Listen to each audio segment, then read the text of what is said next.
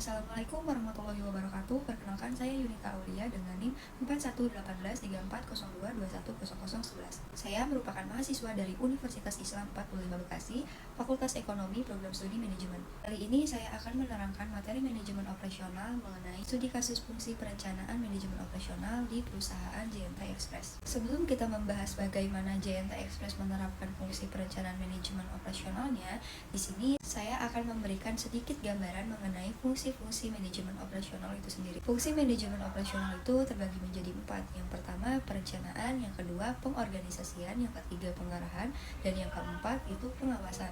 Apakah penting sebuah perusahaan itu menerapkan fungsi-fungsi manajemen operasionalnya?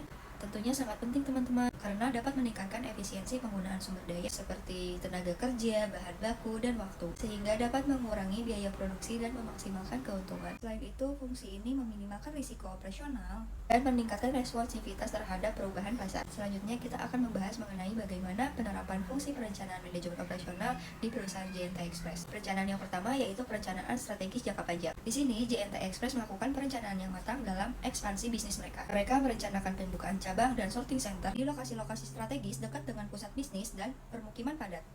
Tujuannya agar jarak pengiriman lebih pendek dan biaya operasional lebih efisien.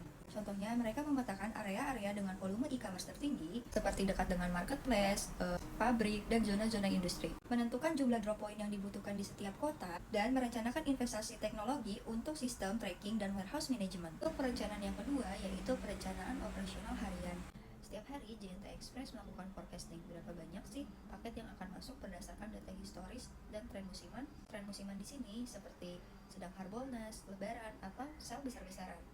Contohnya, jika ada prediksi lonjakan paket, mereka akan menambah shift karyawan, menyiapkan armada untuk pengiriman, dan menyiapkan jadwal pick up dari merchant besar di waktu-waktu tertentu. Perencanaan yang ketiga yaitu perencanaan rute dan logistik. JNT menggunakan sistem routing yang canggih untuk menentukan rute pengiriman paling efisien. Sistem ini mempertimbangkan jarak, kemacetan, dan jumlah paket yang harus dikirim. Contohnya, mereka mengelompokkan paket berdasarkan area tujuan, kurir mendapat rute optimal yang menghemat waktu dan BBM, dan perencanaan hub-to-hub transfer untuk pengiriman antar kota. Fungsi perencanaan operasional sangat penting untuk diterapkan di perusahaan JNT Express, karena untuk memastikan efisiensi operasional, mengurangi biaya, dan respon cepat terhadap permintaan pasar yang fluktuatif, sehingga JNT dapat memperkuat daya saing, memenuhi kepuasan pelanggan, serta dapat memimpin pasar logistik dengan risiko minimal dan keuntungan yang maksimal. Sekian yang bisa saya sampaikan. Semoga penjelasan ini dapat membantu kalian untuk memahami bagaimana perusahaan JNT Express dalam menerapkan fungsi perencanaan manajemen operasionalnya. Terima kasih. Wassalamualaikum warahmatullahi wabarakatuh.